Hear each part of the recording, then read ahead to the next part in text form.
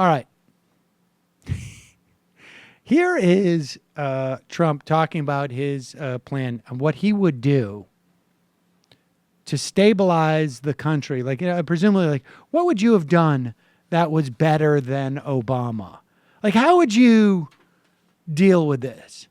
And Trump doesn't get into all of it, but he does tease the fact that he has a special weapon that I think I saw in some, I think it was I can't remember if it was a Superman movie or what, where Trump has the ability to suck all the oil out of the ground, I guess presumably from a spaceship, and then store it into a floating tanker without the cooperation of the people on the ground. So here it is. This is number 5.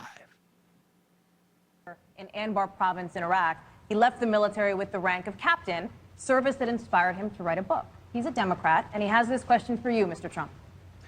Mr. Trump, over the past 15 years, a lot of U.S. troops have bled and died, securing towns and provinces from Iraq to Afghanistan, only to have insurgent groups like ISIS spring back the moment we leave.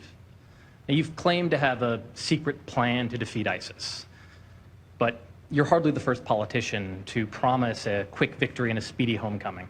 So, assuming we do defeat ISIS, what next? What is your plan for the region to ensure that a group like them doesn't just come back?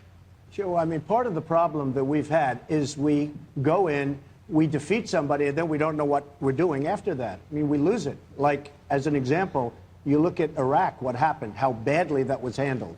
And then when President Obama took over, likewise, it was a disaster. It was actually somewhat stable. I don't think could ever be very stable. It's a war we should have never gone into in the first place. But he came in, he said, when we go out, and he took everybody out. And really, ISIS was formed. This was a terrible decision, and frankly, we never... I should tell you that that's not when ISIS was formed. ISIS was formed out of Al-Qaeda in Iraq, and which was formed out of the former Ba'athist military personnel. So no, they didn't just like all of a sudden just show up. They just rebranded. But let's not get quibbly here. And really, ISIS was formed. This was a terrible decision, and frankly, we never even got a shot. And if you really look at the aftermath of Iraq, Iran is going to be taking over Iraq. They've been doing it, and it's not a pretty picture. And I think you know, and because you've been watching me, I think, for a long time, I've always said, shouldn't be there, but if we're going to get out, take the oil. If we would have taken the oil, you wouldn't have ISIS, because ISIS formed with the power and the wealth of that oil. Take the oil. We know who got the oil contracts, right? Western oil companies. The oil used to be something that was owned by the Iraqis. Now it was controlled by foreign entities. So I don't know how we would take the oil. I guess presumably like every military personnel there would empty their pockets, and they'd get like they would just walk up to the oil station and get some oil put into their pockets. And everybody, or they would just spray it all over them. When they get back to the military base, they squeegee it out. They just squeegee it out. But let's hear the next question as he sort of, fleshes that idea out a little bit. Of that oil. How are we going to take the oil? How are we going to do that? You would leave a certain group behind, and you would take various sections where they have the oil. They have... people don't know this about Iraq, but they have among the largest oil reserves in the world. Pause it. I did know that about Iraq, actually. So wait a second. We leave a group of people there who take sections of Iraq, that have the oil.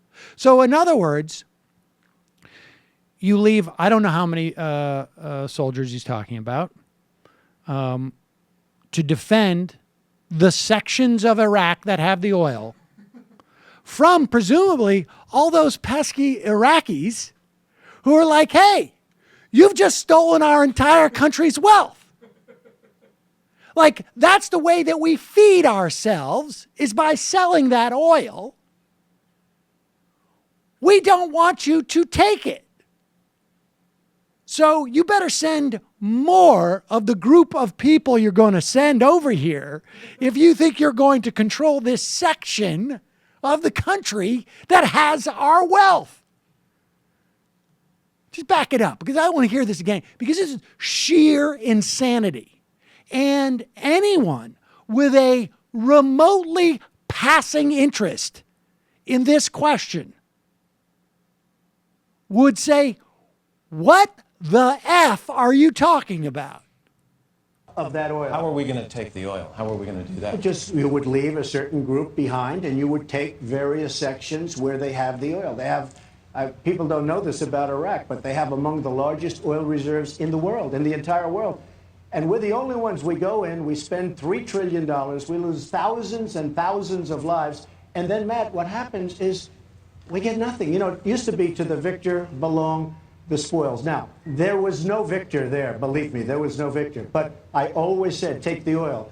One of the benefits we would have had if we took the oil is ISIS would not have been able to take oil and use that oil Let me stay on ISIS to fuel themselves. Let me stay on ISIS. Let me completely blow past what you just, that fantastical notion of we would just take the oil.